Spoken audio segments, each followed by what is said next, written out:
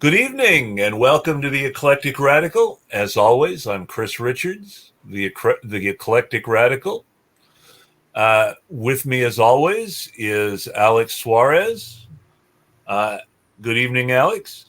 Good to be here, brothers. And joining us tonight is independent candidate for state senate in Massachusetts, Terrence Cudney. Please, Terrence, introduce yourself. Good evening, gents. My name's Terrence Cudney. I'm running for state senate in the North Shore of Massachusetts. My district is called the First Essex Middlesex District. We name our district after our counties. I was from Essex County into a little bit of Middlesex County, the name. But I'm delighted with you two this evening. Hate to interrupt, Terrence, but actually, before we went live, your audio was much better, right, Chris? His audio is still a little bit off. You might want to grab a microphone instead or something. Yeah, it did seem to cut in and out for a moment there. Okay, let me switch it out. Hold on just a moment. No problem.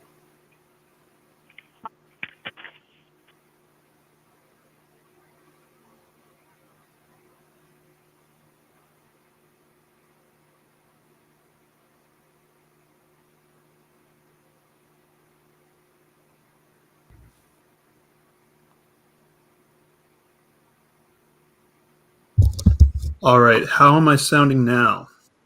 Much better. Right, Chris? On your end as well for him to be better there? Much better. Okay, so I won't. Hopefully, I'm not coming in with any echoes. I just switched to a different microphone, but no headphones. You can hear us okay, no? You can hear us all right, Terrence? Oh, yeah, absolutely. Yeah. Okay, good. Should I restart with my intro? Yeah, I would reset what you said because I only heard about 50%. Sure. Okay. Yeah. So hello. My name's Terrence Cudney. I'm running for state senate on the North Shore of Massachusetts. My district is called the First Essex and Middlesex District.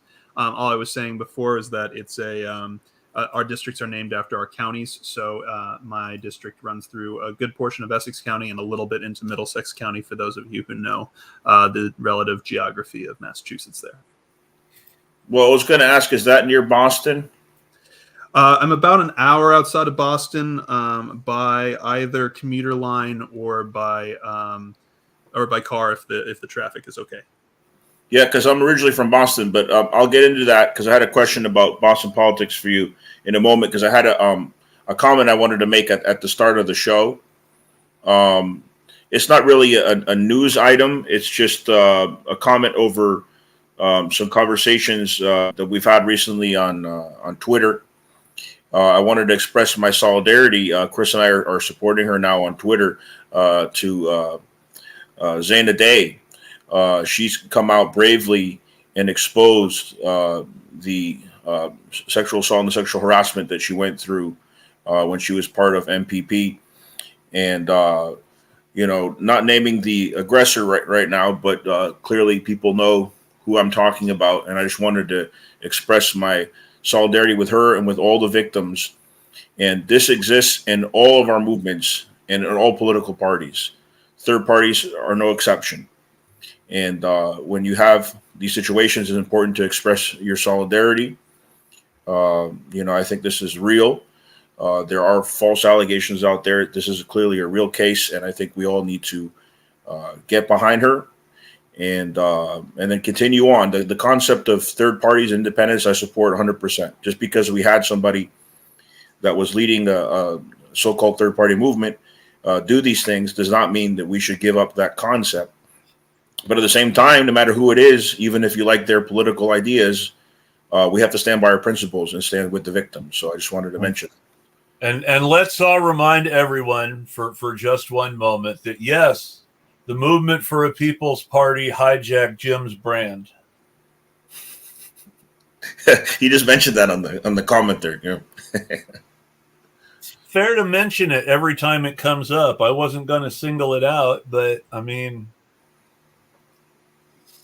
they stole his idea. I wasn't aware Go ahead. I wasn't aware that it was a stolen brand. You should have got the copyright. Then he could have sued them. That's the thing. He didn't get the copyright, right? The originals People's Party were, of course, are of course better known to history as the Populist Party. but Nick Brana was not the first person to have an idea of bringing a populist party back. Well, the Populist Party didn't. I don't think copyright laws existed back then. It was so far back in history. And then, of course, you had what Nick used to talk about was which I think was a good concept. The Whigs disintegrated over slavery and formed the Republican Party, and then successfully had Lincoln become the president of the United States. So it's possible under Electoral College, although things were less corporatized then, for a third party to emerge, and then people from a major party leave so much in it that it disintegrates, and then another party takes over. In fairness to the Whigs, yes, they did split over slavery, but they also suffered a horrible electoral defeat because they really stuck to their principles and opposed the U.S.-Mexican War. They stuck to their guns and actually voted against war appropriation bills. And as a result, they lost most of their seats in Congress and were wiped out. And that was really, they had two White House, they had two successful presidents after that, but it was just devastating to their. Well, Johnson was a Republican. Johnson was not a Republican. He was I don't know if he was a Dixiecrat. I haven't studied Vice President Johnson, Lincoln's vice president, much as I should have, who took over after. But from my understanding of him, he was a political opponent, as several were in Lincoln's cabinet, and he actually had owned slaves at one point. I really want to get to Terrence's campaign, but we'll get into that maybe later in the show. We like to get off the tangent. Johnson was really disappointing to Northern radical Republicans. Right. Because he was all the things that they wanted on paper. He was on record as opposing the slavocracy, which is what people in the North had called the South, because he spoke for the middle class, small farmer and small craftsman who normally didn't own slaves, especially early in his career as a politician. He very much hated the rich, gentrified, civil Southern aristocrats, and remained very blatantly vulgar to the end of his days. He was drunk. Vulgar against him, yeah. He was allegedly drunk at one of his political speeches when he was trying to arrange his re-election for president. So Boris Yeltsin wasn't the first then. No. He was drunk publicly. Yeah. Boris Yeltsin wasn't the first. Andrew Johnson also, for some reason, he wanted to go easy on the South after the war. During the war, he was a gung-ho war Democrat. He was the only Southern senator to stay loyal to the war. Lincoln made him military governor of Tennessee, where he was absolutely diehard, cracking down on anything pro-Confederate while doing everything he could to support the more small-town unionist elements in places like Knoxville. And the radical Republicans really thought that Johnson was going to be more vengeful with the South than Lincoln, and yet he completely turned around. It was actually the opposite. Yeah. Wanted to forgive and make nice and let the slaveholding class take power again, all because, sadly, he was more frightened by the idea of free black people voting than he was by letting the slave class take power again. That might have been his family then, because he was from the South, right? But Johnson himself never owned slaves, correct? He was poor and was very proud of being poor. I will not go on record to say whether he did or did not own slaves. Even Ulysses S. Grant may have had the use of a slave owned by his wife's father at some point, and he was a lot of them had family connections that had that. And he was pretty gung ho about black rights as president. I mean, he may have been the only good president on civil rights for black people. He was the only president to try to enforce Reconstruction in any way, shape, or form. it officially went on until He didn't go far enough, and Lyndon Johnson later on in 1960 didn't go far enough either on civil rights. But anyways, let's go on to Terrence because I had a direct question for him. Yes. So, like I mentioned earlier, I'm originally from Boston. I was wondering if you were involved politically in Boston in 2011 or 2012. So short answer is no. Yeah, I've been in and out of the state I was in and out of the state for a couple of years. I was in DC in the 2012 2011 time frame. So did you go to Occupy DC? Because I was at Occupy Boston and Occupy DC in 2011, 2012. I was working a little too hard in the restaurant business at the time, so I couldn't make time for that, unfortunately. Yeah, that was around the time that I met. You probably heard of him, Kevin Zeese. He was one of the co-founders of Occupy DC, and we had our National General Assembly. I was one of the representatives of Boston at the time when we went to DC. And later he started alongside Margaret Flowers, his partner, the love of his life, Popular Resistance. And he died a couple years ago, but Margaret Flowers has maintained the leadership of Popular Resistance. So I've written for them before. But yeah, I have some experience politically in Boston. When Occupy was first emerging, I got arrested there. Well, here's a good question.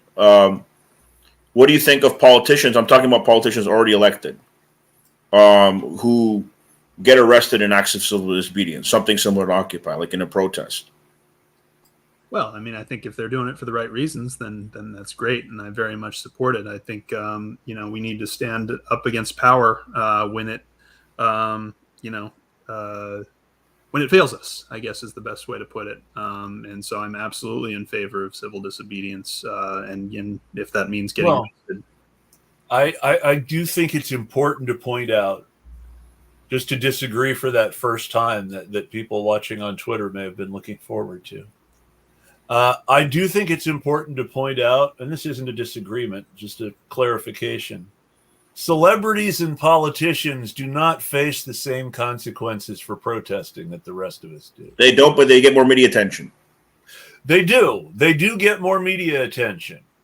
However, I think that they also get more media credit, and that we don't necessarily need them there, especially politicians. Especially if those politicians are not going to then do something to help us. The best example. Look at what AOC did recently. That was fake. I saw the video. That's what I'm talking about. I'm talking about real arrests. And there was a lot of fake protesting of it. It didn't necessarily look fake at the time, but there was a lot of fake protesting of ICE facilities by members of Congress and the Senate. Well, I have an inside source. My own senator, Jeff Merkley, was one of the people who was protesting those ICE facilities. Well, you mentioned ICE. Inside source told me that AOC was not even at an ICE facility when she posed for that photo. Well, I don't know anything about that one way or the other.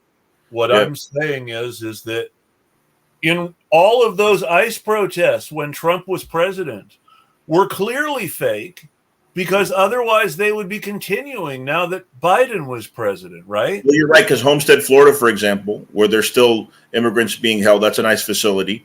A lot of people went to protest in Homestead while Trump was in power, and you don't see protests with that frequency with Biden in power.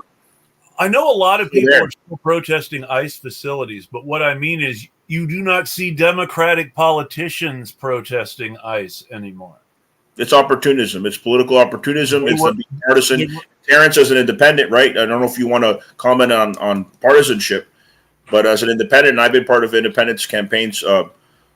What do you think of how partisanship is detrimental to our society? Wow. I mean, how much time do we have? I mean, I think for sure, it was a concerted decision, and one that I have been challenged greatly for making the decision to run as an independent.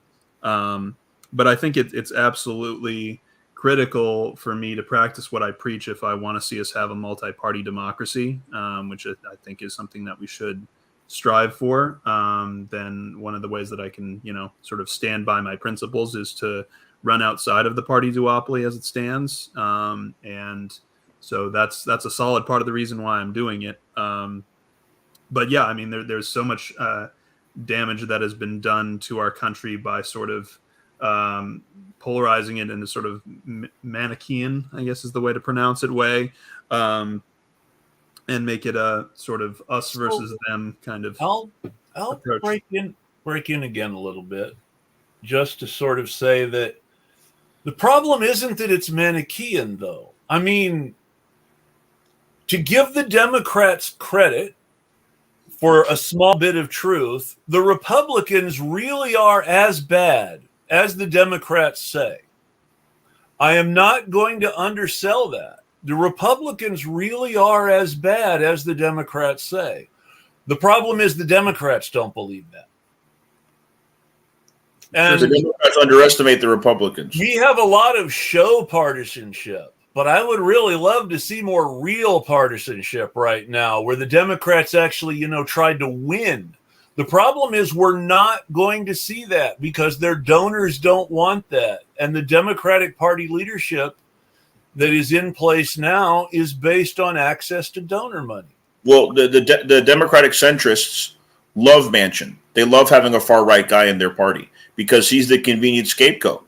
A lot of them take the same money that he does. They don't want to be as blatantly, pro-fossil fuels, for example. So they don't pack Paula Jean when she ran against him in the primary. They make sure Manchin stays in there, and then, of course, they blame everything on him. Well, and that's why you have a guy in Philadelphia, Brendan Boyle, who is a congressman who claims to support the Green New Deal, but takes money from Chevron.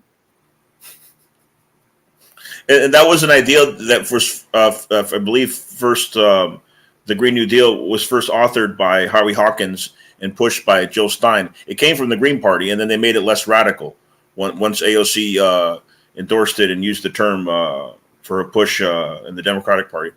Well, doesn't the Democratic Party always do that? Isn't that one of the reasons we need a multi-party democracy? I just understand how people can still think that I'm not trying to focus too much on her, but that she's a socialist. I mean, in Europe, by European standards, she's considered center left. But to say that she's a full-on socialist, I mean, she's went out of her way to make the Green New Deal less radical, and I don't see her really, because to me, you cannot be a socialist and not be an anti-imperialist. So when you're more imperialism, you're indirectly endorsing it. Really, you're not addressing the imperialist problem in the United States. So let's remember that the Green New Deal was written for the Bernie Sanders campaign and the Markey Senate office by a very smart young black woman named Rihanna Gunsright. And let's not forget that. AOC didn't make the Green New Deal anything. AOC is a person in Congress. The people in Congress do not write bills. They do not significantly influence what's in bills. They only choose what comes to the floor and then they vote on it. Bills are written by lobbyists and activists. Good bills, which rarely pass, are generally written by activists and then watered down in various ways by politicians. That's why you got to aim very high when you first start the bill. The amendment process. Right. Then you have bad bills, which are generally written by corporate lobbyists or think tanks, which are de facto corporate lobbyists, and handed to politicians saying, here, this is the solution on such and such an issue. I can't tell you how much quote unquote progressive legislation, which wasn't really progressive at all, was under Obama, was written by the awful Center for American Progress, which is a Koch brothers funded fake progressive operation. And also, if you look at Obama's voting record, Chris Hedges pointed it out recently on Savvy's show. He was in favor of the death penalty. I believe as a congressperson, he went along the corporate line. I mean, people ignore these politicians' voting record, and they just focus on the rhetoric, on hope, and all this BS. You got to look at the voting record. That really says a lot. And of course, the money trail. Who funds them? What lobbies do they operate with? Terrence, do you agree with that? Yeah, I mean, it is unfortunate. I definitely, so coming from Colorado originally, which is where I'm from the Boulder area. Originally, I will say, since it was at that time pretty much a red state leaning purple, that was kind of the politics that I was raised in, was sort of liberal politics. And so, my first real election that I was old enough to be involved in and engaged in was the Obama election in 2008. And, at the time I very much supported him, but I supported him for the rhetoric that I saw. And it took a while for me to be educated on what was behind that rhetoric. And I went to school for international relations for undergrad, and started to confront things like the drone war, and get a sense of the degree to which the liberal establishment was complicit in that, and the way that Obama contributed to that as well. The big tell for me, and they're doing it all over again, they're just making more of a show of it. The big tell for me was when Obama said, no, we're not going to have any prosecutions of anybody in the Bush administration. We're not going to investigate anybody. We're not going to have any big congressional investigations. We're just going to, put it behind us and move on. And it's like, oh yeah, he spoke with someone at the CIA. Well, I had a quick question for Terrence. I was curious, since you mentioned international relations. Were you ever in the Model UN? I wasn't. That wasn't something I had an opportunity to do. I look back on that wishing that I had been, just for the sort of experience of it. Well, I was never in the Model UN in college. I wasn't a student government in college, but I was in the Model UN in high school. I'm going to send you a link after the show to my new book called The Diplomat. But I think diplomacy, international relations, is very important. Although I would never become a diplomat for the U.S. empire, because I would have to lie. I mean, Colin Powell, who was known to be against the Iraq War 2003, they used him in the UN, and he followed orders. He was a military man, knowing he was lying, later admitting, yes, I lied. He spoke to the UN, because speaking to the UN is not like talking to Congress, where, it's a felony to lie to them, although that still happens. Look at Oliver North, right? But with the UN, it's the court of public opinion, but it's not really court. It's not the ICC. And of course, the U.S. has never tried in the ICC. So yeah, Colin Powell was like, yep, I lied. He admitted it. There was barely any coverage of that. But yeah, I mean, if you're a diplomat for the U.S. corporate empire, you're going to have to end up lying. So like, if I had a double citizenship and there was a country's government that I believed in what they were trying to do, then I would become a diplomat for them. Although I think in general, diplomacy, not espionage, because, sometimes diplomacy is infiltrated by spies. Diplomacy is a great way to find solutions to world problems. Look at Ukraine. That could be solved diplomatically. But of course, other powers are trying to prevent that. I'm going to challenge you this time now, Alex. And that is, historically, diplomacy has been a lot about espionage. I know. I haven't denied. I don't mean in the CIA rifling through somebody's drawer way, but just keeping your eyes and ears open and sending detailed reports to the Home Office about everything you saw and did, and everything that everyone you saw did, and all of this stuff that was the basis for how people made their decisions. I mean, people made their decisions based on what their ambassador wrote to them about this other king. Well, I prefer political intrigue to sanctions, which is a form of warfare, Sure. or just full on military invasion of a country. And have diplomatic solutions, and then maybe there'll be some intrigue as well. But I don't want a world where we're risking getting closer to World War III, like we have with the scenario in Ukraine. I would much prefer a world without a CIA. Let's just put it right there. Oh yeah, but before the CIA existed, you had the OSS. I mean, I'm not denying or negating that diplomacy has the OSS. But the OSS was a specific creation for World War II. Before the OSS, you had military intelligence and you had State Department intelligence. And that was how it was. And they were divided from each other because they each served different purposes. The State Department intelligence was supposed to help the president make diplomatic decisions in foreign relations, while the military intelligence was supposed to be about military stuff.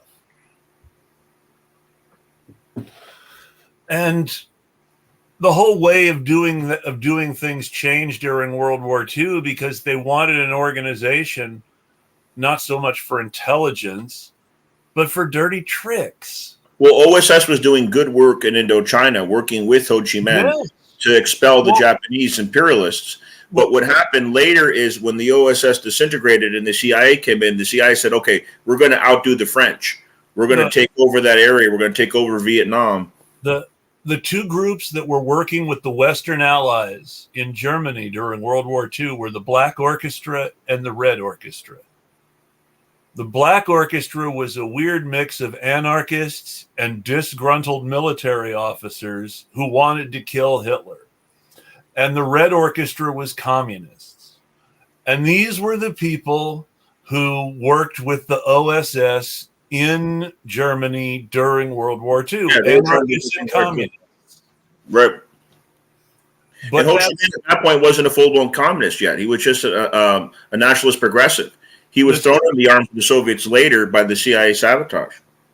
Actually, Ho Chi Minh lived in Boston. He loved the United States. He based his constitution in Vietnam off the US's, but later got more into the Soviet sphere during that stage of the Cold War. Well, that's where I say that the Ho Chi Minh and Castro were the two foreign leaders who most wanted to be friends with the United States ever. And the United States was just like, screw you. Well, Castro's brother was a communist, but Castro himself was not. There was no evidence of that at that time. He was a nationalist. He was a member of the Orthodox Party. And he met with Vice President Nixon, and Nixon rejected working with Cuba, and that pushed him in the arms of Khrushchev. Castro played in the minor league baseball system of the Washington Senators. He wanted to play Major League Baseball. And he lived in the United States for a time, man. He only went back to Cuba and became a revolutionary because he didn't make it to the majors.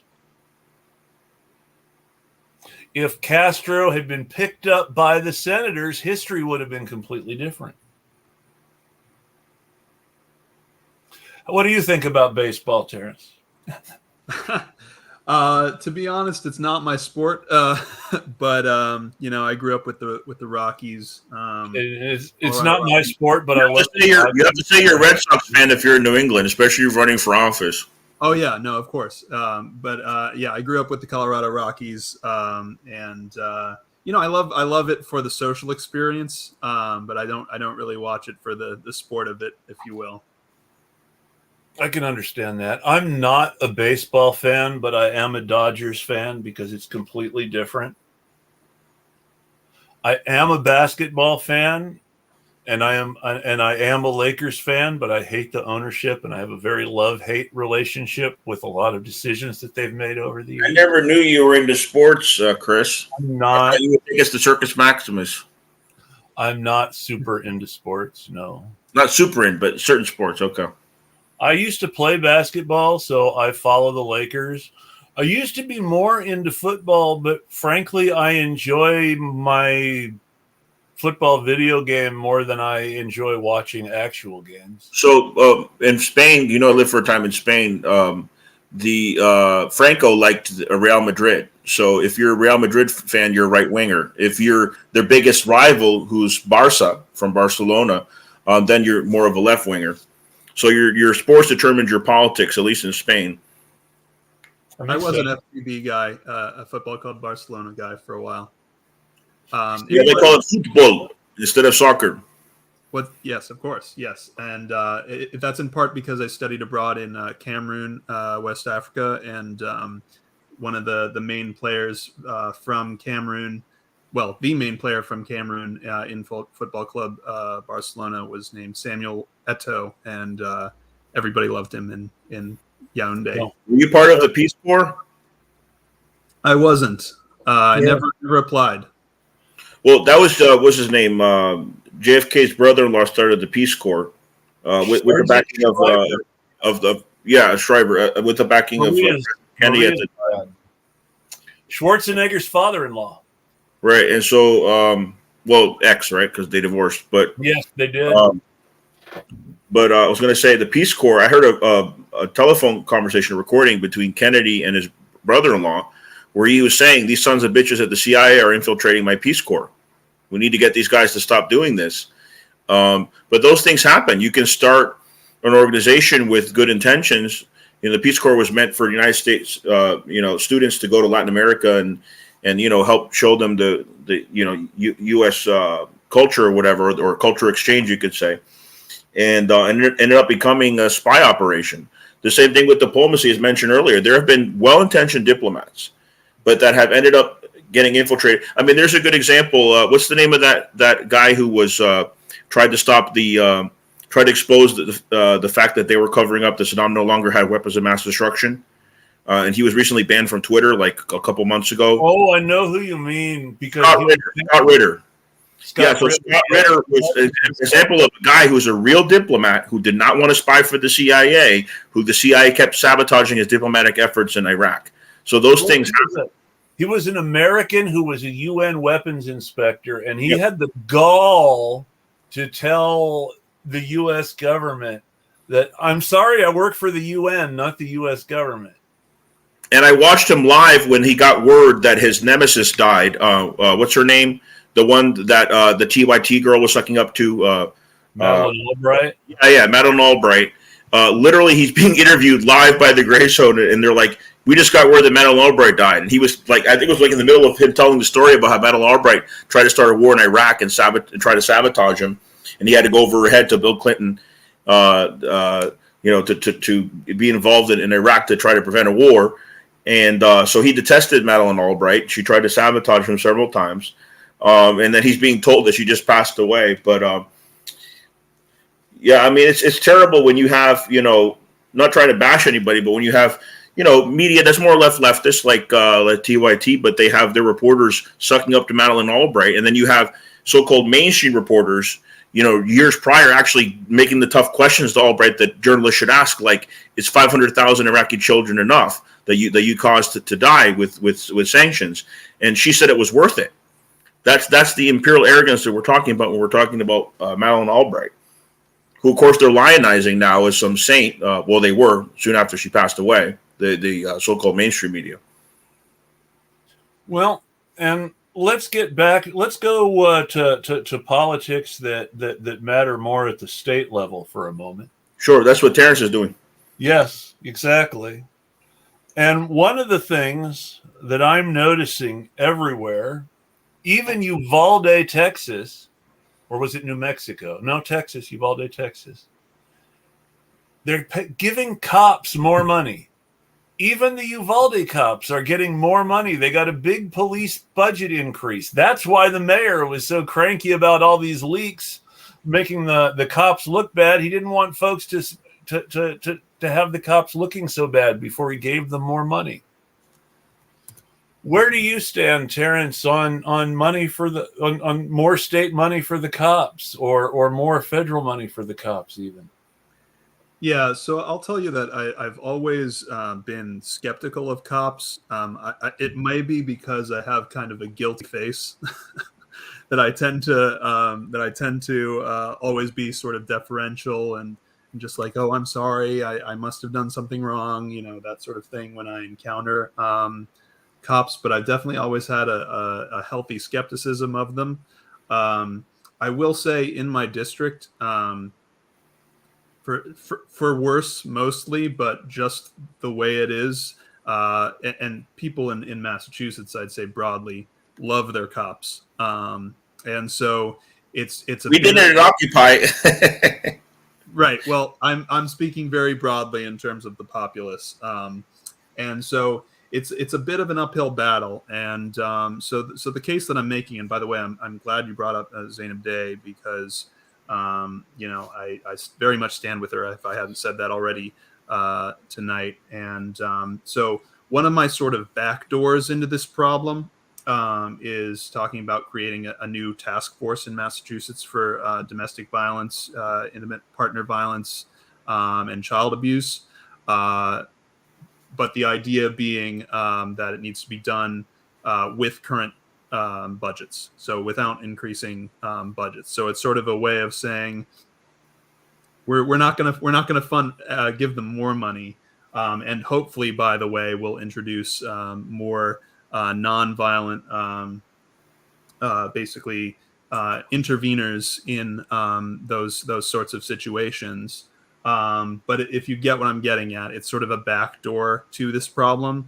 When I recognize that it's something that's going to be a bit of a hard, like the sort of defund the police, abolish the police movement is definitely a hard sell in my district. So I'm trying to take a kind of nuanced approach to this, but I say that with my sort of general unease around cops myself. I'm also working pretty closely with a dedicated domestic violence officer here in Gloucester, who I happen to think very well of personally as an individual.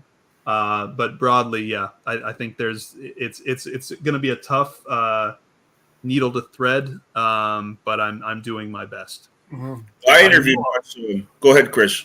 I know a lot of survivors who might say that cops are the worst people to have around child abuse cases.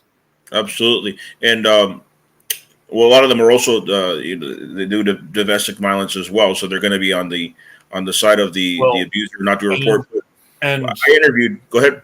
That's the joke, of course. I'm glad you mentioned it, because that leads into my joke, which is, hey, is it true that 40% of cops beat their domestic partners? No, of course not. That's not true. Oh, good. I feel so much better. No, 40% of cops admit to beating their domestic partners and aren't punished. So who knows what's going on with the other 60?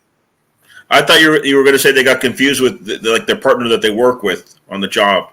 No. They certainly are domestic terrorists. No, but I interviewed a former police captain who became an activist and regretted his role as a cop. He was involved with Occupy. Some of you may have heard of him, Ray Lewis. I interviewed him a couple times, and he did a review of one of my books once. And he exposed in his interviews, including in mine, the hiring practices of police. That has even implications to detectives, because detectives have to start out as cops. And we talked about it before on the show, Chris. You remember.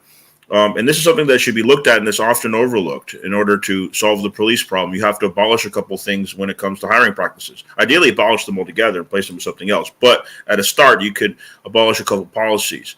So, number one, in the United States, the past more or less 20 years, most police departments, you have to have a low IQ to become a cop.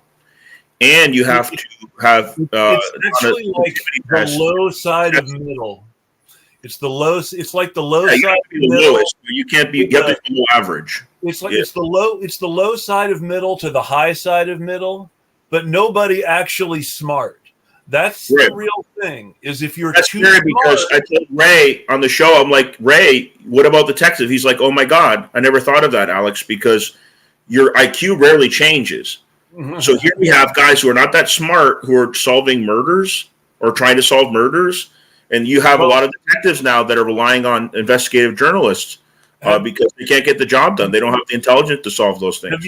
Have you ever noticed in all these true crime shows where the cops say, and then we just ran out of leads and we just put it out there in the public and tried to get as much help as we could.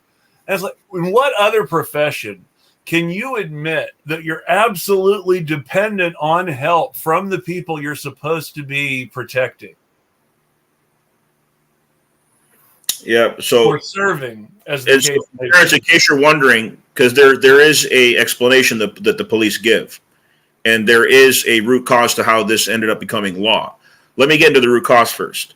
There was a prison guard who went to the courts and sued the police department for not hiring because he was told his IQ was too high, and the judge sided with the police. The judge said, "Sir, you're too intelligent for this job. You can't do this." And basically became the law of the land. Here's the theory behind that, and also I'll get into the sensitivity test as well. You have to be insensitive to be a cop. Insensitive. The theory is if you're a brute, you're not going to question orders. So you're going to be a very efficient cop when it comes to what you're saying is that the character traits that make a good cop are remarkably similar to the character traits that make a good criminal. That's ironic. They say detectives have to think like criminal in order to solve crimes. But the other thing on sensitivity, so their theory, and it's a very limited, short-term type of thinking. But their theory is, okay, we waste all this money on on training you, and then the first week of the job, you see some blood, and you're so sensitive. So what? You quit. The problem is that you have so many dumb and insensitive cops. Unless, of course, you lie on the IQ test and the sensitivity test. But a lot of cops go into it not knowing these are tests that they're going to have to take, and they're being honest, and they're assuming the wrong things. But you end up having people beat up because the cops are not sensitive to people's needs, and they're dumb and they don't understand the situation. It's not just racism. It's not just police union corruption. Plus, who wants to be a cop? Let's go right there. What sort of people want to be cops? Terrence, any ideas?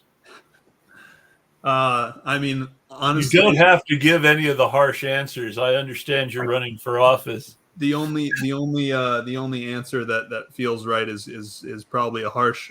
No, it's not that harsh. It's just true, which is LARPers, essentially, live action role players. Yeah, I can see that. Yeah, people who want to play at power and authority and violence. No, that's a good answer. Like I said, I'm working closely with a particular officer that I think is actually doing some great work. But I think at the end of the day, we need to have. I have a lot of good friends that are social workers. We need to have more social workers doing the interventions that cops are currently doing. And so increasingly, the way I'm thinking about policing is. And I come from a linguistics background as well, is we need to talk about how we change the police, because we recognize that the police need to change in some fundamental way. And so in terms of meeting my district where it is, and in terms of, meeting the fact that there is this sort of love for law enforcement, I'm trying to thread that needle. But I have to admit that your average cop is, not necessarily high. If you're in linguistics, are you familiar with Chomsky? Of course.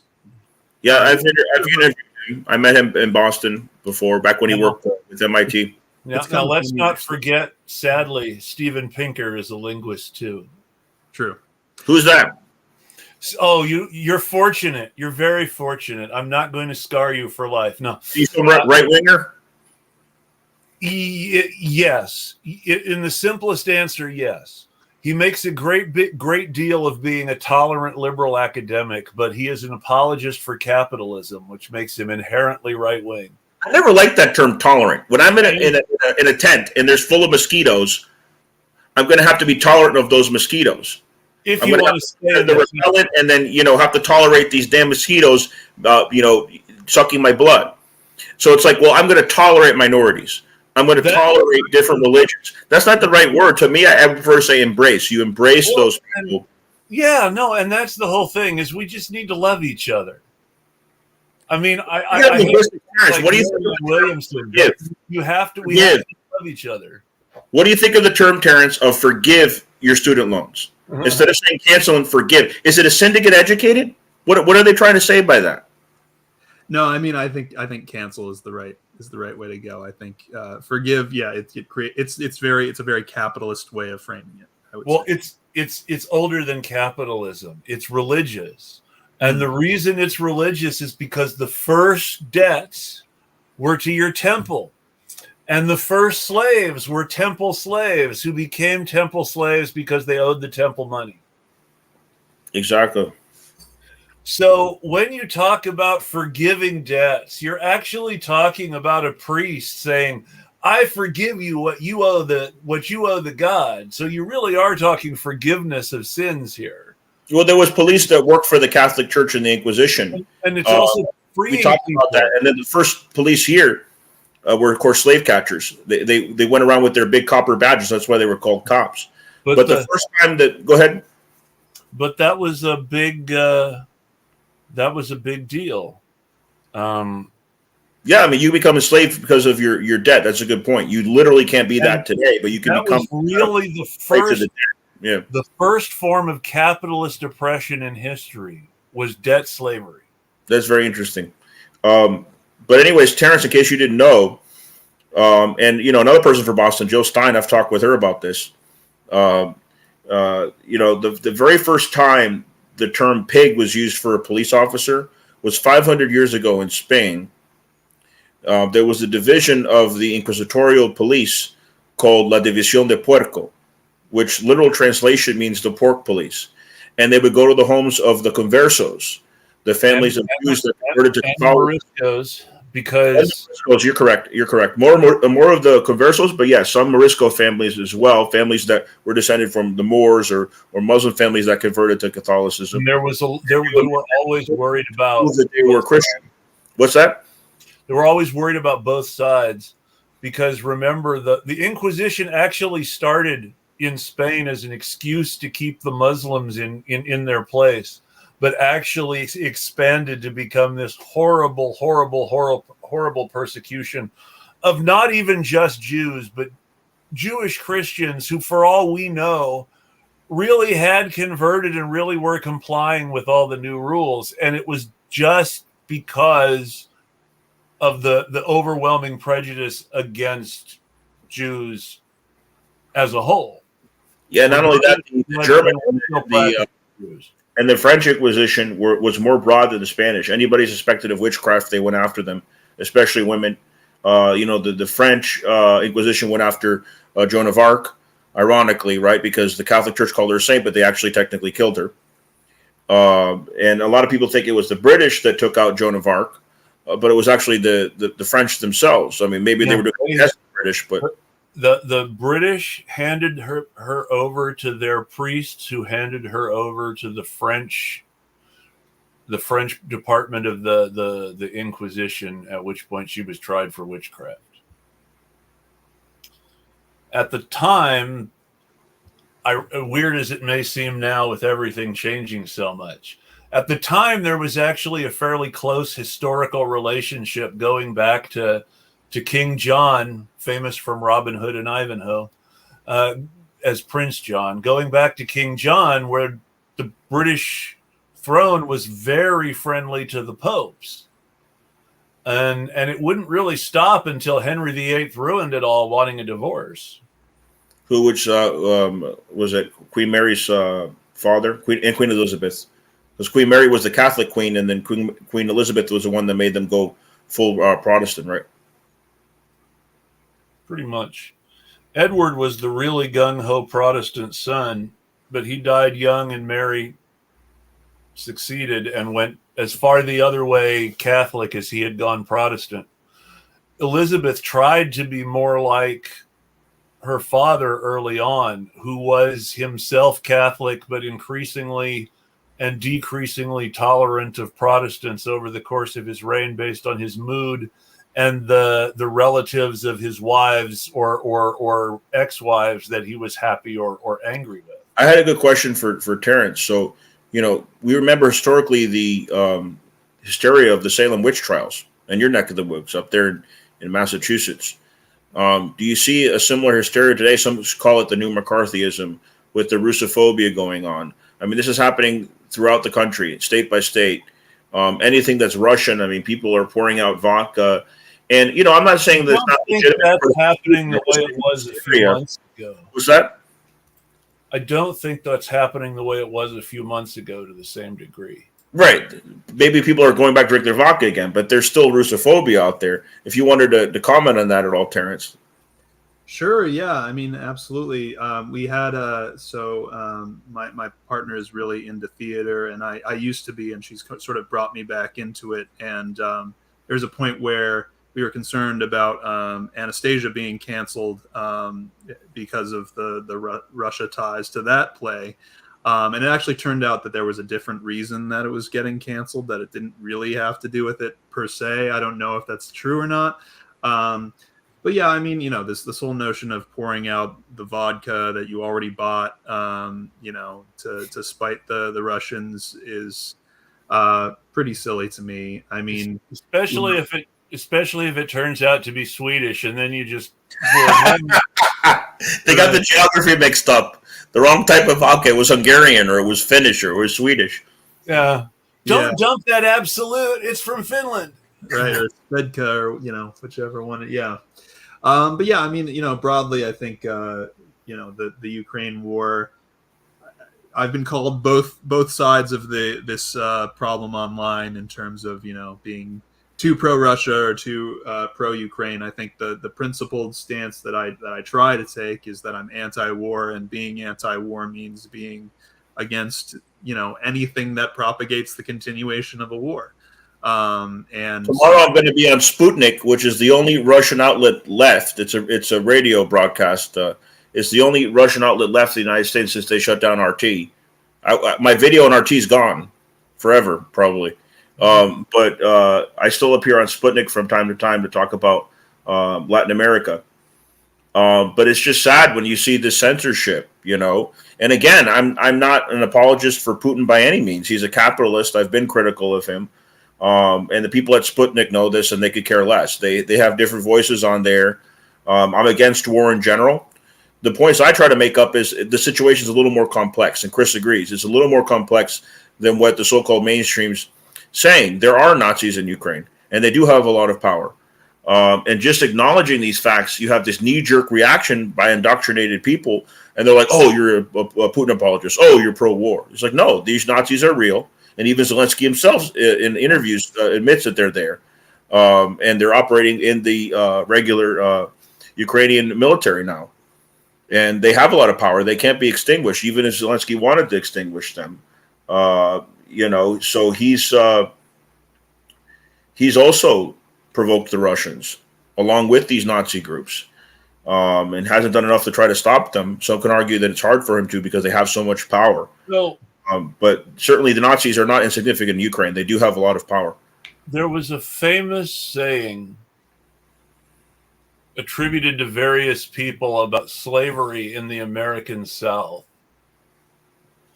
where always by Northerners, Southerners became much, much, much more defensive later on. But it was, they have a tiger by the tail, and they don't like it much, but they don't dare let go, which was a very racist way of saying that Southerners were so dependent on slavery that they really didn't know what to do without it. And they were, and this was shown as fear of this tiger that they couldn't let go of. And in a much more realistic sense, anybody who became president of Ukraine would have a problem opposing the Nazis, simply because Nazis are fairly normalized in Ukrainian culture and Russians are the historical enemy. And those are just facts. Now, we can talk about the exact merits of the specific political grievances between the Nazis and the Russian-speaking Ukrainians in Donbass. But what it comes down to in the simplest and most reductive form is, hey, we want these Nazis to stop killing us, and we want to be able to speak Russian in our local elections and in our on our local news stations. And the Ukrainian language is almost the same as Russian. It's a Slavic language. I heard it's even more similar than Portuguese is to Spanish. And I can understand Portuguese when spoken to me slowly, and I'm fluent in Spanish. So these are Slavic brothers and sisters. But you have this narrative pushed by the Nazis that they're superior to the Slavic. You're also Slavic, you know. It's really important if you want to understand Nazism. You have to understand a ridiculous theory. Theory is not the right word. Grievance myth. You have to understand a ridiculous grievance myth called Judeo-Bolshevism. Mm-hmm. And Judeo-Bolshevism is nothing less than the ridiculous idea that communism is a Jewish conspiracy to take over the world. And Trotsky was born in Ukraine. And he was a very important Bolshevik with a Jewish background. He wasn't religious by any means. The Bolsheviks He was actually one of the first people to call for the breakup of the Jewish Socialist Bund as separate from the Russian Democratic Socialist Party. He was also critical of the early Zionists. Trotsky did not like Zionism or nationalism. Exactly, because he did not believe that he was very anti-religious and anti-clerical across the board, even the religion that some of his family had grown up with. Absolutely. But no, the Judeo-Bolshevist grievous myth is the idea, nothing less that communism is a Jewish plot to take over the world. Now, that's what Hitler believed too. The second core tenet of Judeo-Bolshevism, as opposed to the original grievance myth, is because Russia controls the Soviet Union, simplified, then all Russians are a little bit Jewish because they're communists. That's the next step of Judeo-Bolshevism. Or they have Asiatic blood, they're an inferior race because they're near Asia and all that. It's specifically, and you hear this more from the Ukrainian Nazis themselves than from the genuine Ukrainian population. But to the Ukrainian Nazis, or to Nazis in general, there's just something a little bit Jewish about all Russians. And it's just the way it is to them, because that's how the grievance myth functions. The grievance myth goes directly from Jews to Soviet Union to Russians. And it does not acknowledge that Russians are not communists anymore. The fact that Putin was part of the KGB, they say that he's still a secret communist, and that's ridiculous. I mean, actually, the communists in Russia oppose Putin. That's just yes, but if they admit the communists oppose Putin, they run out of excuses to support Navalny. And not only that, you're getting in too much into foreign politics. Party, the Ukrainian Socialist Party, and several leftist parties in Ukraine have been shut down by Zelensky. Yes. Trying to portray Zelensky as some progressive guy. Clearly and importantly, even though he's Jewish, that's just a fact. Most clear and important to understand as an American who's talking about, who's trying to decide whether propaganda about defending democracy in Ukraine is really true or not. The leaders of the International Young Communist League chapter in Ukraine are still, to the best of my knowledge, missing and maybe dead. Yeah, they could have been tortured to death by these Nazi thugs. A bunch of Nazis that were convicted. Not just that people have been arrested and sent to Donbass. This is how the Armenian genocide started. Yeah, they released prisoners, the Ottomans, and they said, go and kill these Armenians. And, Zelensky's acting like the Ottomans now. It's terrible. Well, the problem is, and I really want to get away from Ukraine because we don't want to dominate a show that should be about a state Senate race with foreign policy, which a state senator can't really do anything about. But basically the problem is that at its core, Nazis will identify themselves as anti-communist. there was a book written by actual Nazis that defined Nazism as active anti-communism. So what they were saying is anti-Semitism is a slur used against anti-communists. That was number one. An anti-Semite is an anti-communist. A Nazi is an active anti-communist. And this was what the Nazis believed. And it's important to understand that because there's a lot of historical revisionism going on everywhere. Hitler went after the communists before he went after the Jews. He went after the KDP.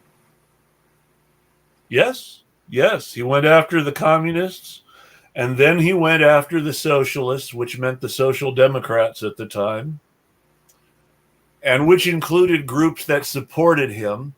Well, yeah, the Freikorps, which were the precursors to the Nazis, had support by some Social Democrats. I mean, they crushed Karl Liebknecht and Rosa Luxemburg. More than that, there were several different factions within the Social Democrats. There was the mainline Social Democrats who were committed to being anti-Nazi, but who were also committed to working with the supposedly also anti-Nazi German People's Party, who were conservative nationalists but were monarchists instead. People's Party. Don't tell me that Brana copied them from Germany. They were, but here's the thing: they weren't thinking of People's Party as in the people versus the ruling class. They were thinking of the people as in the Volk. The folks, the Volk. The national race, which is a myth. The Aryan. There's no such thing as a national race anywhere in the world, but it is still a ruthless myth that drives all nationalism in the end. And what's ironic is that Homo sapiens came from Southeast Africa, and Neanderthals, who were inferior to us because we're mostly Homo sapien, came from around Germany, actually. I don't know about that one way or the other. I know that both Cro-Magnon and Neanderthal are named after the caves in France where they were discovered. Well, it was between France and Germany, but it was in that area. It was in Europe. Oh, I know it was in Europe, but I mean most of the Ice Age archaeology of that sort of anthropology has been done there in Europe. That's just where the white researchers have chosen to go. And to get back on domestic politics, and I think this is important in a state like Massachusetts, which is fairly pro-cop. How does a politician deal with the fact that the three most trusted institutions in America today, the order may vary depending on the week someone does the poll, but the three most trusted institutions in America today are the military, the intelligence community, and the cops? That's depressing. So how does what about academia? There's no trust in academia? How does this? Oh, there's no trust in academia or politicians. So how does a serious anti-capitalist politician get past the fact that the most trust in our system is in the most fascist forces of our government? It's tricky. I mean, what I can say, and maybe this will help wrap up the last bit as well, is I've been fortunate enough to be connected to an organization called Massachusetts Peace Action here in my state, and one of the big things that we talk about, one of their big initiatives over the last couple of years was healthcare, not warfare, and the idea of basically shifting our spending to something that can help us here at home.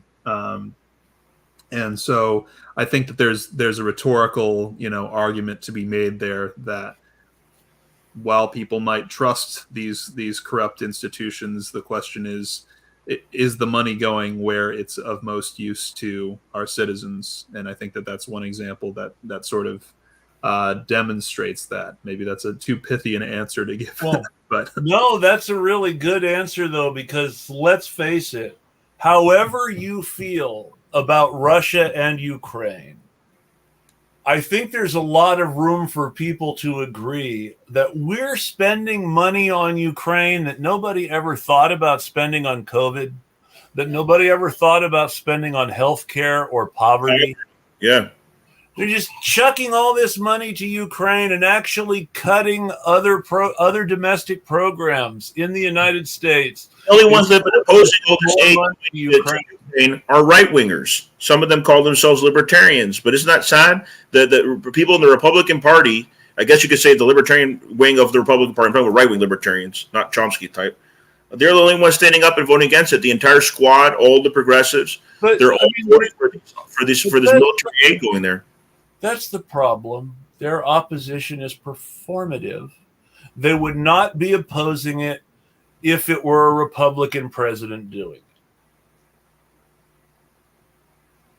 And, one of the things I will say for some of the Democrats is there were Democrats who consistently opposed war under both Obama and W, or both Obama and Trump. Yeah, like Dennis Kucinich and all that, yeah. And I have not seen any Republicans who consistently opposed war when Republicans were in office, not even Rand Paul. Absolutely He will sometimes make a show about holding up a spending bill, but it's never actually because he doesn't want to give money to them. I'm not saying they're seriously standing up and preventing the money being sent to Ukraine. I'm just saying there's a few dissenting votes sometimes for that aid, and there always end up being Republicans, often Republicans who call themselves libertarians. And it's sad because you have nobody that's on the left or pretends to be on the left in Washington, elected in office, who is standing up and saying, you know what, we should try to verify where these weapons are going. Because soon after the U.S. Orchestrated coup in Kiev in 2014, the U.S. Congress lifted the arming of Nazis ban. That was intentional. So who's to say that these arms that they're sending, this aid that they're sending, is not going to go into their hands? And just a third of the aid could have been used to wipe out all homelessness in the United States. And so really, that's the thing. Yeah. That's the thing. It would be so easy to spend just a little bit of that money, just a third, like you said, to end homelessness. Homelessness is a huge problem right now during the pandemic, and there's still a pandemic going on. Take all that money take 1/3 of that money away from Ukraine and put it into real public housing. Just grab empty homes via eminent domain and convert them into multi-family housing. Let's grab some places that rich people owe money on in Beverly Hills, and let's convert them into Cabrini Greens before the state and city attacked it. That's what they're doing in Philadelphia. We interviewed Sherry Honkala once. She was involved with this. They're overtaking. They're not waiting for permission from the state. They're overtaking these buildings and holding on to them as long as they can because of the endemic of homelessness. I mean, I've been to parts of Philadelphia where Sherry lived that look like war zones. Go to North Philly. Go to Kensington. Go near Temple University. It looks like Iraq. It's the country. The infrastructure is falling apart. There's not enough going to infrastructure. The U.S. prefers to rebuild Ukraine and try to provoke more war with Russia. And guess what's going to happen? I'm not saying I want it to happen.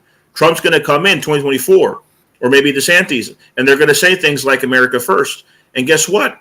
The things that they're going to be saying, they're not going to do much about it, but the things they're going to be saying are actually true. That Biden was looking out for American interests. He was looking out for interests of foreign countries. Especially if they're running against Joe Biden or some Hillary Clinton style Democrat who wants to sound tough on national security. 94% of American youth, 18 to 30-year-olds, 94, recently came out and said they don't want Biden to run again. And he's completely disregarding this generation. Well, remember, he doesn't have any sympathy for millennials, so why would he care about Zoomers? And if the Democrats think that they're the party of the young people, why don't they have anybody stand up to Biden. It's political cowardice and it's scapegoatism as well, right? Because they're going to blame Manchin and maybe they'll blame Biden as well. But they'll say what they always say, which is young people don't turn out to vote. Yeah, they don't turn to vote because you keep getting people like Biden that you rig it to make sure. And that's the whole thing is, well, you keep ignoring the young people who do vote. So why do you think any other young people are going to start voting? And I don't know if it's worth it to go down this angle, but one of the things I've been sort of vocal about on social media of late is the degree to which we can talk about with abortion. If we hadn't spent so much time silencing third parties over the last several decades, it's likely that we'd have a coalition that would have prevented the overturn of Roe v. Wade. And also, you have Pelosi backing Cuellar, who's openly so-called pro-life, as a Democratic candidate against who's pro-establishment against the progressive Cisneros, and that's what they're doing. They're moralizing the people that are pro-choice, backing candidates like that. I will never get tired of saying this.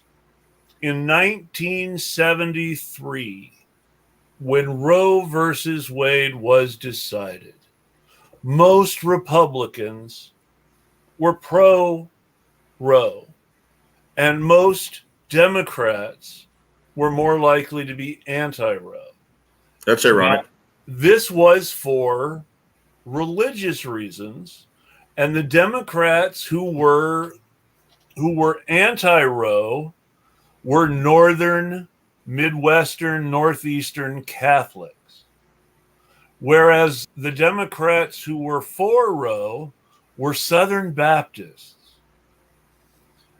The Republicans who were for Roe were overwhelmingly either very private about their religion and maybe possibly not religious at all, like Barry Goldwater, or who were rock-ribbed members of mainline Presbyterian or Methodist churches who had very separation of church and state style views towards politics, and something like abortion, whether you were personally against or for it, was not something that the law should legislate because it was a moral question that was something that was up to people's consciences. Right, and that's one of the reasons why I say we basically had two minor parties, the Green Party and the Libertarian Party, were both pro-choice parties. Obviously, the Libertarian Party has taken a bit of a turn on that issue, but both those parties were pro-choice parties, and so if we hadn't been suppressing them so hard, like I say, we might have not be in the situation. Even Ron Paul had to accept the Libertarian Party platform and could not disavow the pro-choice part if he wanted to run for president on their ticket. Now, that doesn't mean he would not have disavowed it had he won, because there's no way the Libertarians can enforce their platform once he's president. But, I mean, he had to say, yes, women have the right to choose, despite being aggressively anti-abortion, in order to get the Libertarian nomination. Well, Dr. Jill Stein was for universal health care, and she was endorsed by Dr. Ron Paul. He's made some compromises. Obviously, he disagrees with universal health care, but he still supported Jill Stein because he liked her foreign policy stances. And, Gary Johnson, for example, libertarians, his foreign policy, it was ridiculous. He didn't even know what Aleppo was. Well, he didn't really have any notion of foreign policy beyond he was going to say he was anti-war to get the Libertarian nomination. The problem is that all of this Republican anti-war stuff, and let's not forget, both Gary Johnson and Ron Paul were Republicans. They were not members of the Libertarian Party. They were nominated by the Libertarian Party as part of a conscious strategy to nominate Republicans for president in order to get more attention for the Libertarian Party.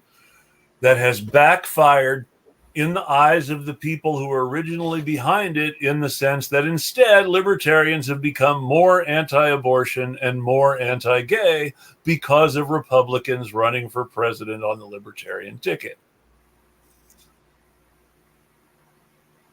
Now that said, I definitely agree that third parties being sued off of ballots is a problem.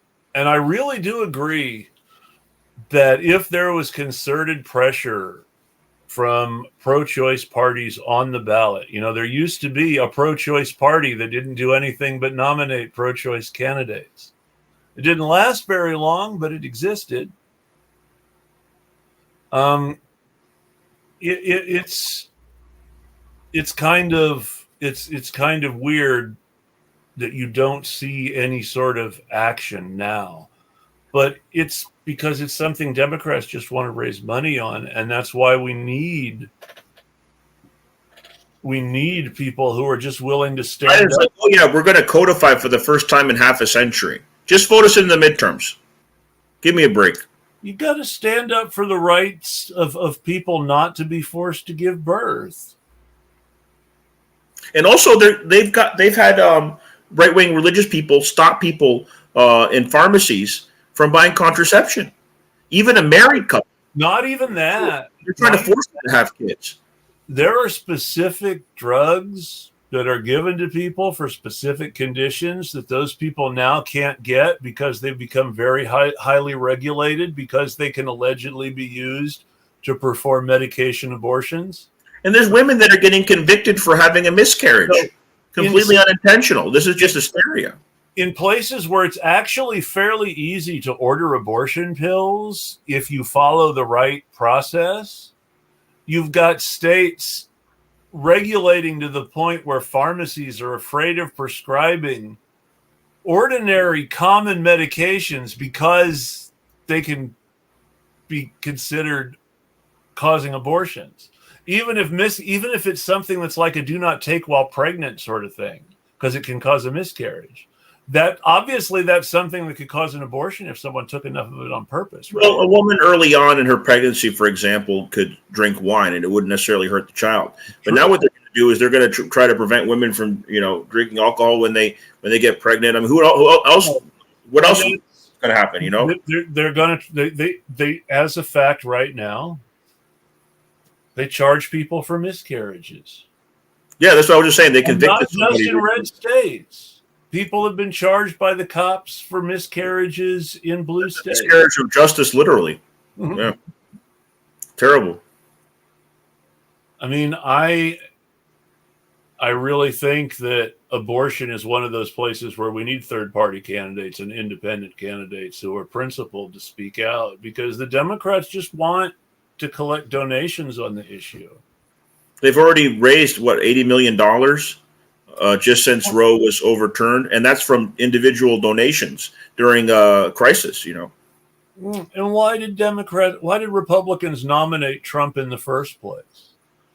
Republicans nominated Trump because they thought W had lied to them and wasn't Nazi enough. They thought that successive waves of Congress people opposing Obama, the Tea Party, then the Freedom Caucus. There was some intermediate name between the Tea Party and the Freedom Caucus that I can't remember, but maybe the Liberty Caucus or something, but they changed names at least twice.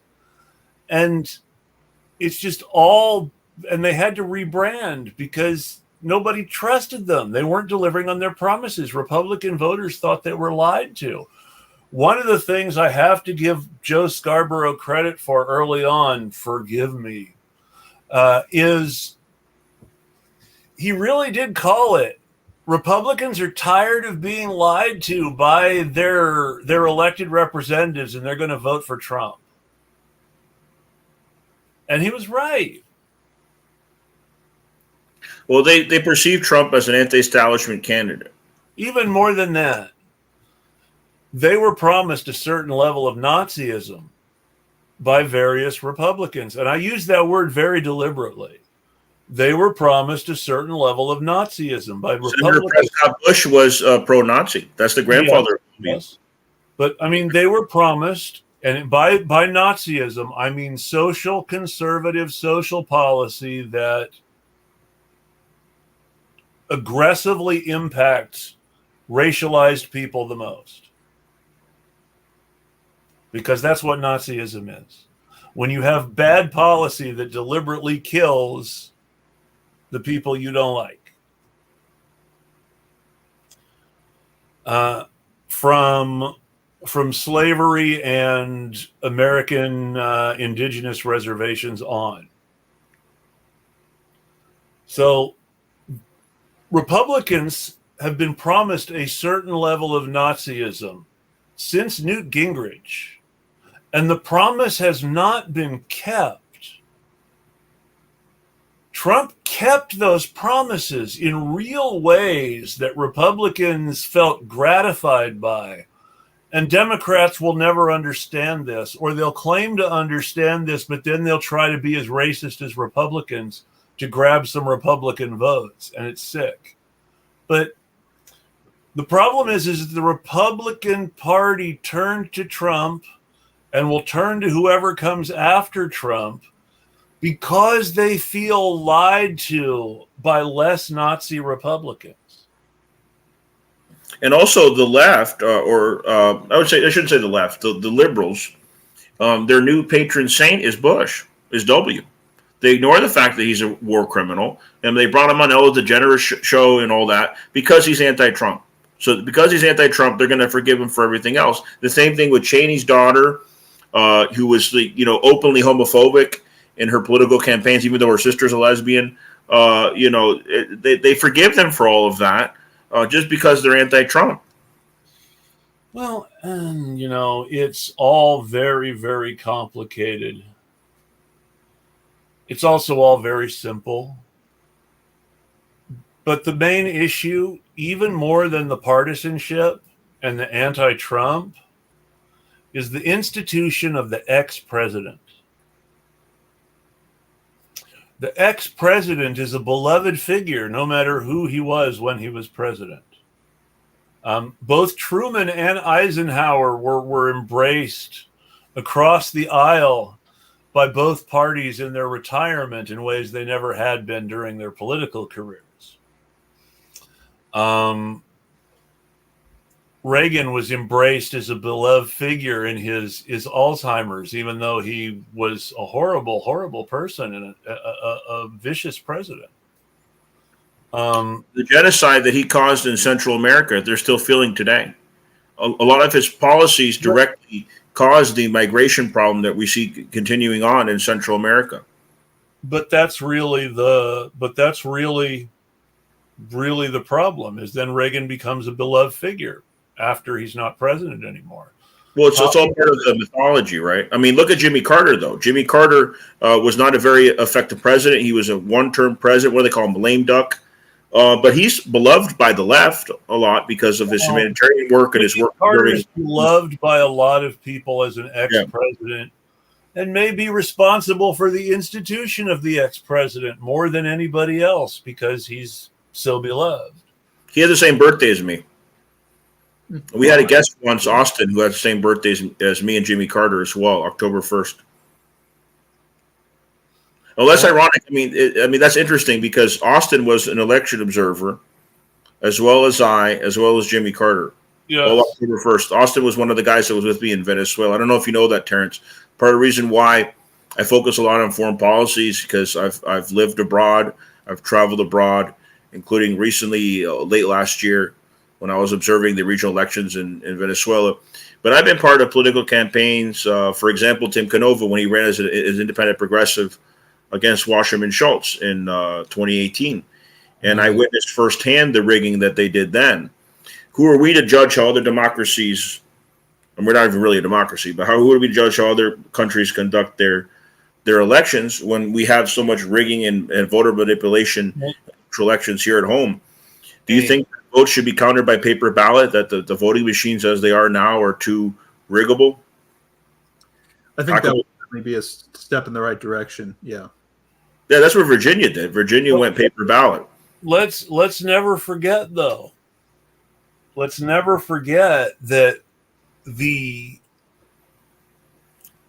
model for the invasion of the Capitol building on January 6th was an event in Broward County, Florida, at the Register of Voters office called the Brooks Brothers riot, where supporters of George W. Bush invaded the register's office to stop the counting by hand of paper ballots, and successfully did so for long enough that the issue in court between Gore and Bush that the Supreme Court decided on was when to cut off the portion of the hand count between the start of the Brooks Brothers riot and when they actually completely stopped counting in fear of the protesters. Or the rioters, yeah. So, yeah. So it's during that period. It's that period. They can try to stop it, yeah. It's that period that was it's more verifiable when it's paper ballot because you have to physically destroy the paper ballots when there's a recount. Or electronic votes is much harder to go back and verify because you have to be able to stop a count. Or stop a count. You at least know what's going on. The judge decide that only your votes count after the count stopped. I mean, that's the Supreme Court was not even supposed to decide if it was Gore or Bush who won. They didn't have the whole thing. They do that. Decide. The court has limited power, but they were overstepped there. The way the Supreme, of course they did, but that's not the point. The whole Supreme Court process of judicial review is overstepped. It's not in the Constitution. John Marshall decided one day, well, someone needs to be able to say that this isn't constitutional. It should be me because I'm Chief Justice of the Supreme Court. If I can get the other justices to agree with me, that's law. And, that was the worst thing about this country for me. You know who's related to Justice Marshall? What was that? We interviewed him once. Remember who's related to Justice Marshall? Yes. Lee Camp. Yes. He's related to a couple of the founding guys that founded different things in the United States. So that Marshall was very important in judicial. Knowing that about Lee Camp explains why he likes Nick Branagh's brand of pop. See, that's something where we disagree with Lee Camp, right? I'm not saying Marshall was a great guy. There was definitely more politics of Lee Camp that I agree with than anything Marshall was trying to do. Does Lee Camp actually like Nick Branagh's? I don't know if he still does. Let's give him a shot. He might come out now and say something. What I will say straightforwardly is at the last point that he was asked about it, he told me straight out he supported Nick and the People's Party, and he believed that anything anybody bad was saying about them was Democratic Party slander. How long ago was that? He said something very close to that when he was on our show, remember? I know, but that was a few months ago. I'm saying Tara Reid recently came out, and she's the accuser against Biden. Yes, I know, but Tara Reid accusing the MPP. Of course. And they came after her in response. Oh, I didn't see that, but you can't really say that it's Democratic conspiracy now if we're talking about Tara Reid. We're talking about, but that's the whole thing. That's still what they're claiming, and what it's going to come down to is this. There are people who are invested in the People's Party because they get content out of the People's Party and people close to the People's Party. And that's Jimmy Dore. I'm not a fan of Jimmy Dore. I am not either. I'm just saying that's Jimmy Dore and that's Lee Camp and a few other people. Max Blumenthal. Not a big fan of Max either. I'm not a big fan of a lot of people. I like Ben Norton. I love to have him on the show. Ben Norton no longer works with the Gray Zone. I think he's a principal journalist. He took a good stance on the vaccines. He had a big disagreement with Max over that. But I certainly would love to have him on.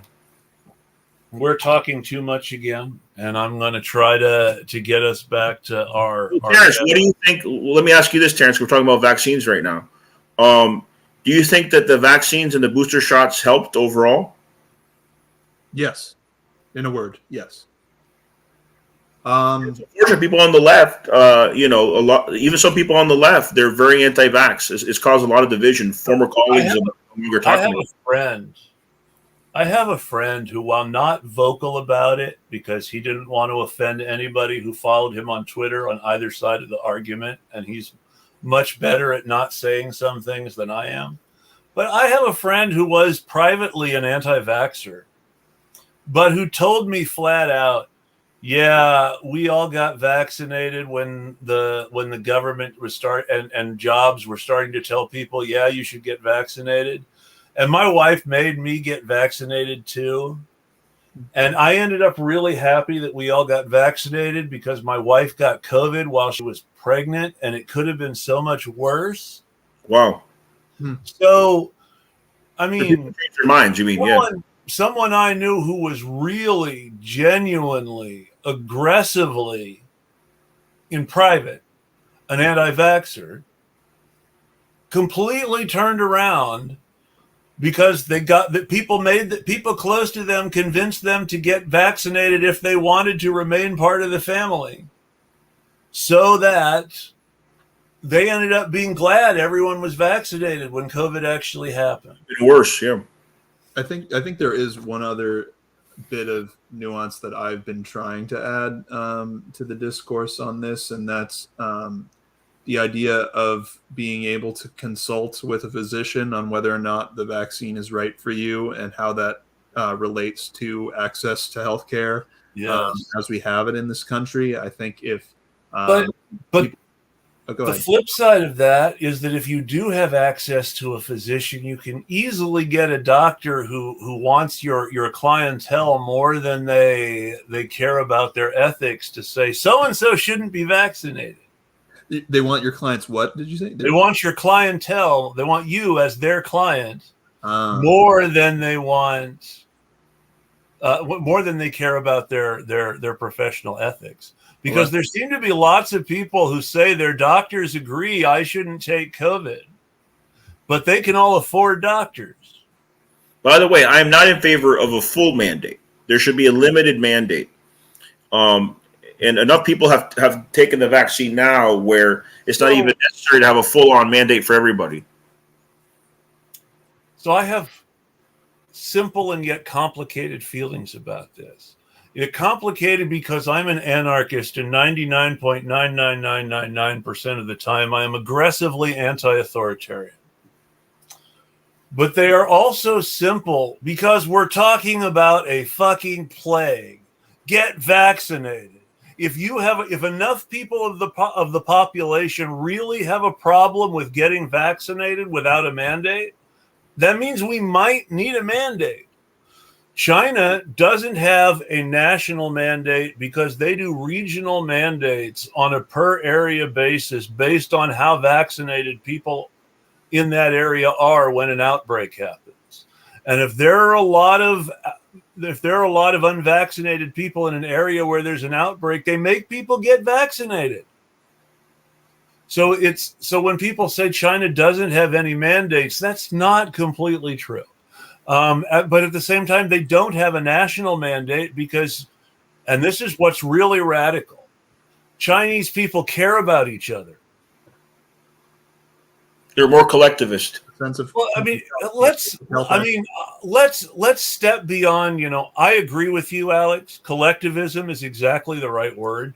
But let's keep it simple for people who don't really philosophically struggle with individualism versus collectivism.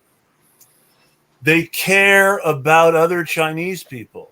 The Chinese people care about each other. They don't want to make each other sick. They feel like there is an overall Chinese family and they have a huge respect for their elders, and they know the elders are the most vulnerable to it. Yes, that's society and law. Part of it, and that makes a big difference. Also, the fact that, like I said, they know that all people are connected, and that there is a wider connection between all people and not just all Chinese people. Now, how well everybody practices that, of course, is all individual, and individuality still applies. But China as a culture cares about its neighbors, and America as a culture is all about me, me, me. Don't stick that needle in my arm. We are the #1 country in the world for the amount of COVID deaths. That's not per capita. That's literal. I know. It's already more than 1 million, I believe. And think about that. As bad as India was hit, we've had more COVID deaths than the second most populous country in the world, and the only country in the world really comparatively hit as hard as we were. Though there was a tremendous class divide, like India, in who really bore the brunt of COVID and who got sick and died. And hint, it wasn't rich people any more than it was really rich people. Well, I heard that most Hispanics in the United States are working class, and that at least at one point during the pandemic, the demographic that had the most people affected by COVID were Hispanics. So the Hispanic community felt it pretty hard, the Latino community. Yes. And the Black community and essential workers. And I think the Black community was right after Hispanic on the amount of demographic. And that's because of the crucial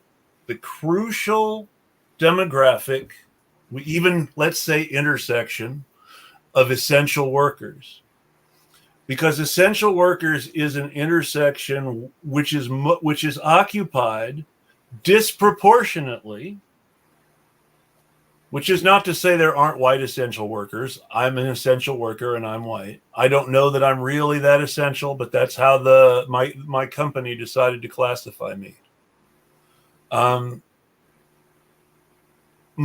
Essential workers are disproportionately not white. They're Black or they're Latino or they are Asian.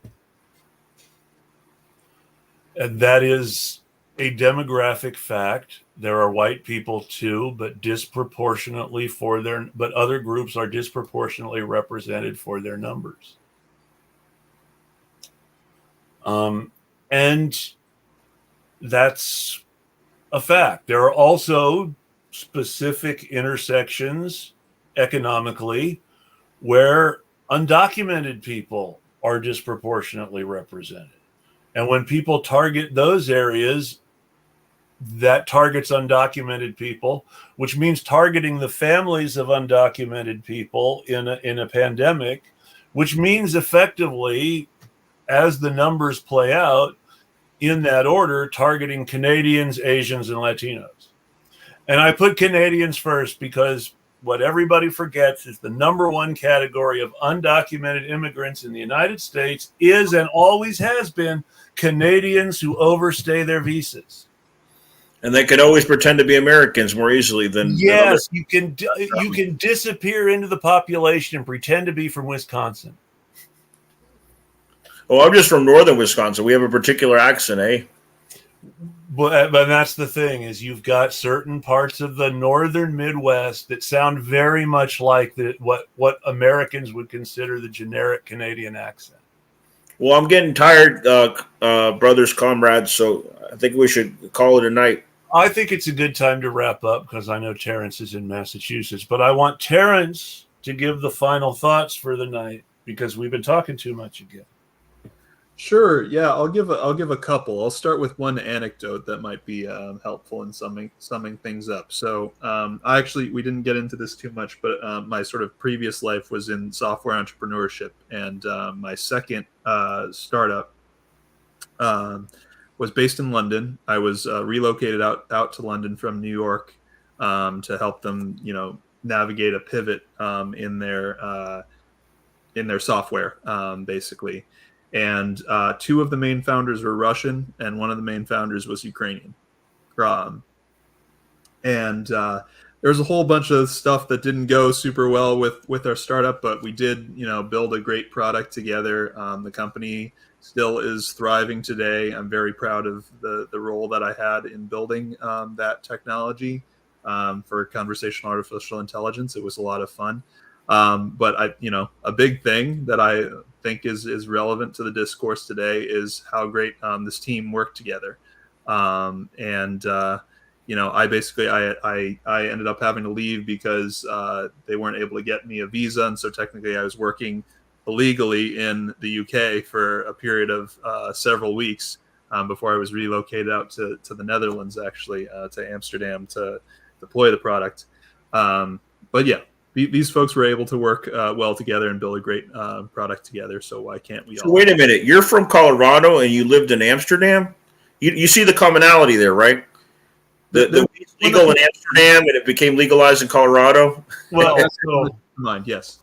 It is decriminalized in parts of Amsterdam. Yeah, not all of Amsterdam. You cannot leave those parts of Amsterdam or take it home because it is a very limited decriminalization for specific areas. They even have a red light district in Amsterdam. I mean, and that's the point. There are things that they cannot by treaty legalize that are decriminalized in the red light district, but nowhere else. Interesting. But that means that if the Dutch really want to, they're going to bust you, because decriminalized and legalized are different things. I lived in Europe, by the way, Terrence, for 3 years. I was in Southern Europe, in Spain. How long were you in Amsterdam, in continental Europe? I was in Amsterdam about 2 months. Okay. I was in London about, what was that, 7 or 8 months, something like that.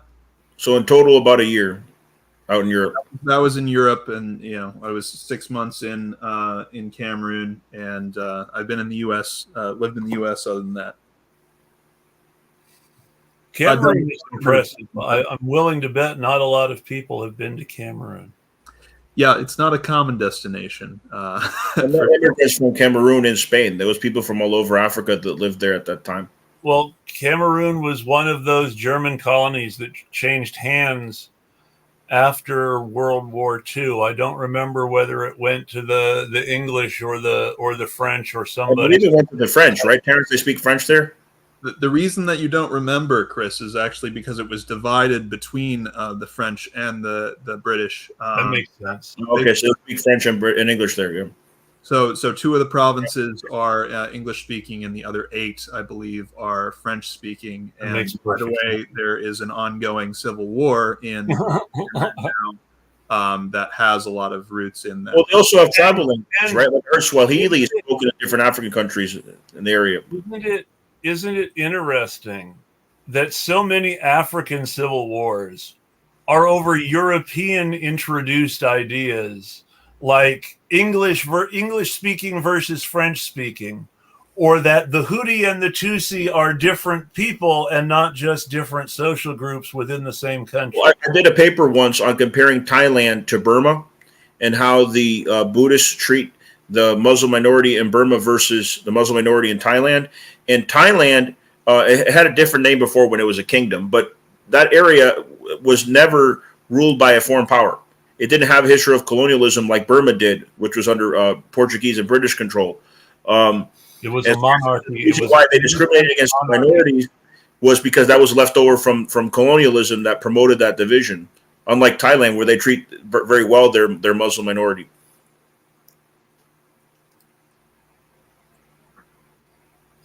I don't know enough about Thailand to comment. I will admit it.